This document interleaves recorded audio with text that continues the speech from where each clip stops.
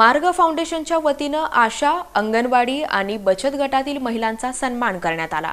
सोलापुरातील white house इथं नारी शक्तीचा सन्मान या कार्यक्रमाचं आयोजन करण्यात आलं होतं। यावेळी साडी बॅग आणि प्रमाणपत्र देऊन महिलांचा सन्मान करण्यात आला। यावेळी मार्ग फाउंडेशनचे संस्थापक अध्यक्ष संतोष पवार, मिटकॉनचे जिल्हा व्यवस्थापक चंद्रकांत लोंढे, सुनील जाधव, रिपब्लिकन पक्षाचे जिल्हा उपाध्यक्ष बाबासाहेब माने, सदाशिव वनमाने, श्रद्धा गायकवाड, आशिफ यत्नाळ, संतोष राठोड, अमोल कांबळे, आमिर शेख, इरफान शेख, उषा कसबे, जनाबाई कोळी, शरणक्का कालेबाग, राजाबी इनामदार, साधना सगर, विद्या कदम, शहनाज तांबोळी, जगदेवी चिंचोळी, गंगावती कुंभार, माधुरी कोळी, गोदाबाई उमरानी, ज्योती बहिरगोंडे यांच्यासह अन्य मान्यवर उपस्थित होते।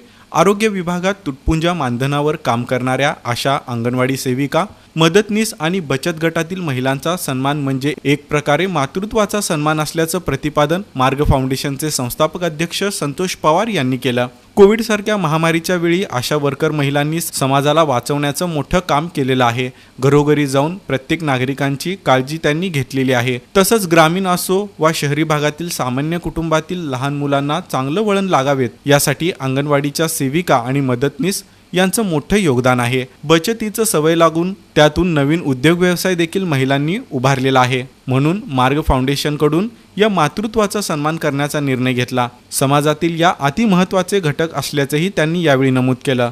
मिटकॉनचे चंद्रकांत लोंढे म्हणाले की महिलांनी स्वतंत्र व्यवसाय उभारून उद्योजक व्हावं आणि आर्थिक सहकार्यासाठी मिटकॉनसह मार्ग फाउंडेशन तुमच्या सोबत राहणार असल्याचंही त्यांनी सांगितलं।